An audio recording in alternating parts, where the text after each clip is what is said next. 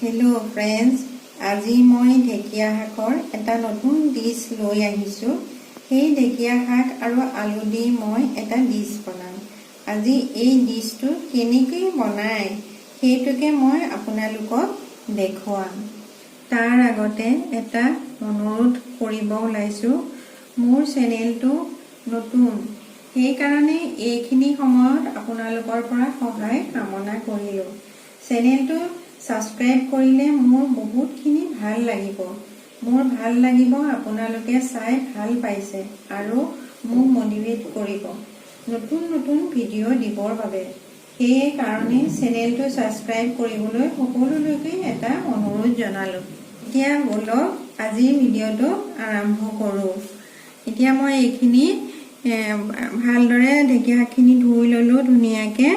আৰু সৰু আলু ঢেকীয়া শাকৰ লগত খাবলৈ ভাল লাগে, সেইকাৰণে মই আজি সৰু আলু লৈছোঁ। আৰু এতিয়া মই এইখিনি কাটি ল'ম। কাটাৰ পাছত মই আকৌ আপোনালোকৰ ওচৰলৈ আহিম।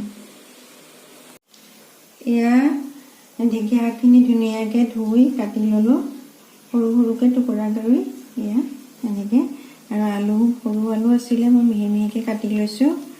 আৰু এইফালে নহৰু 7-8টামান মই খুন্দি লৈছোঁ, জলকীয়া এটা লৈছোঁ আৰু ডাঙৰ পিঁয়াজ এটা লৈছোঁ। একদম চিম্পুলকৈ আজি ঢেকীয়া শাকখিনি মই ভাজিম। গেছ জ্বলাই দিলোঁ।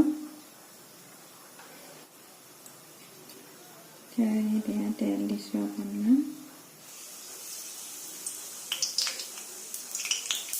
তেলখিনি গৰম হৈছে, মই পিঁয়াজখিনি দি দিলোঁ।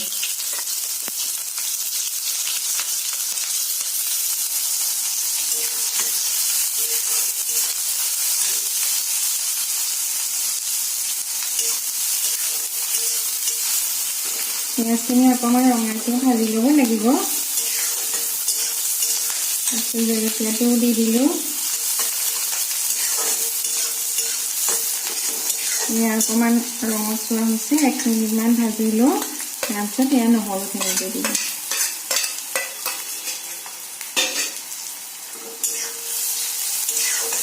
নহৰুখিনি অকণমান ভজা হ'লে মানে আলুখিনি দি দিম।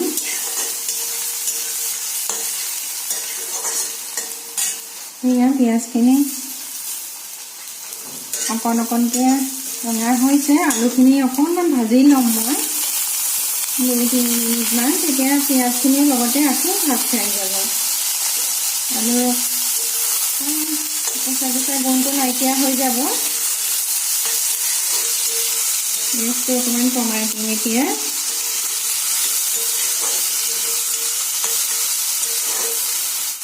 তাৰপিছত অকণমান ঢাকি দিম। ঢেকীয়া শাক মানুহে খাব লাগে, কাৰণ ঢেকীয়া শাকত বহুত প্ৰটিন থাকে। Vitamin A, vitamin C, phosphorus, potassium আৰু কেলছিয়াম থাকে। মই এইখন অকণমান লৰাই দিওঁ। অকণমান ভজা হৈছে।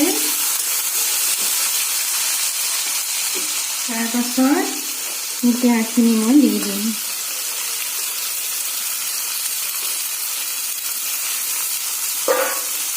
একদম সেউজীয়া ৰং, দেখিবলৈও ইমান ধুনীয়া লাগে।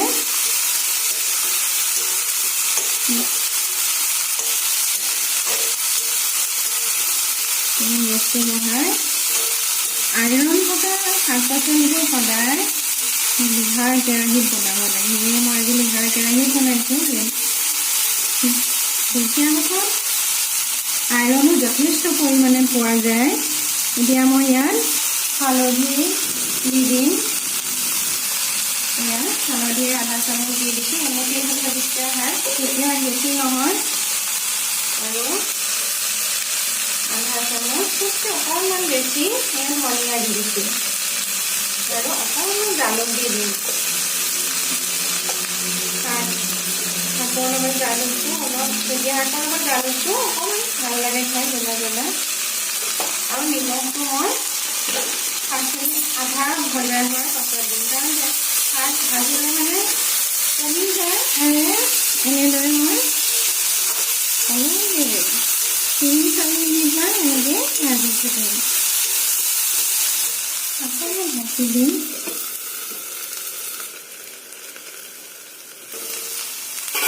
মাজে মাজে পটককৈ লৰাই থাকিব লাগিব অকণমান ফুলগেছত ভাজিলে ঢেকীয়া শাকখিনি খাবলৈ সোৱাদ লগা হয় পাছত মই কমাই দিম গেছটো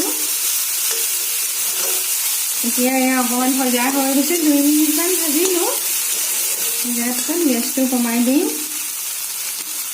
আৰু আন্দাজমতে নিমখ দিম অকণমান দিছোঁ এতিয়া পাছত লাগিলে মই আকৌ দি দিম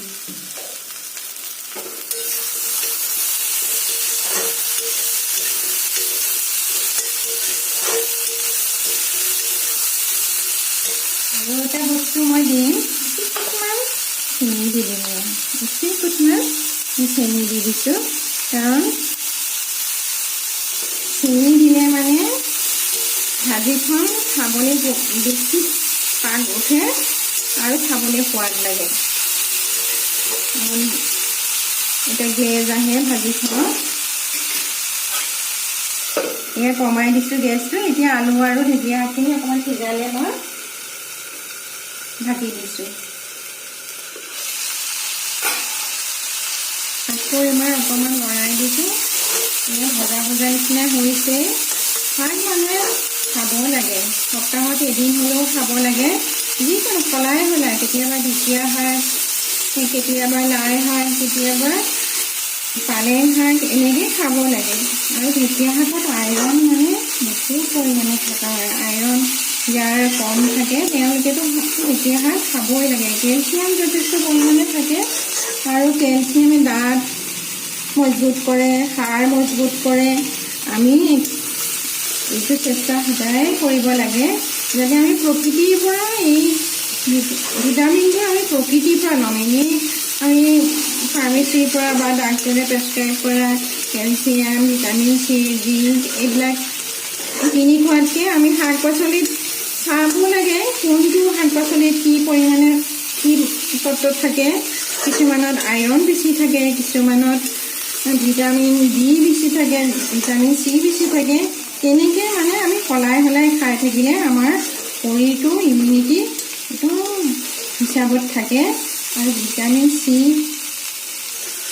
এই ঢেকীয়া শাকত যে আছে এইটোৱে আমাৰ ইমিউনিটিত বহুত সহায় কৰে সেইকাৰণে আমি ঢেকীয়া শাকটো সপ্তাহত এদিন দুদিন খাব লাগে খাই বহুত সোৱাদ লাগে এয়া ঢেকীয়া ভজা হৈ গৈছে আলুখিনিও ইয়াত ধুনীয়াকৈ সিজিছে আৰু শাকখিনিও ধুনীয়াকৈ হৈ গৈছে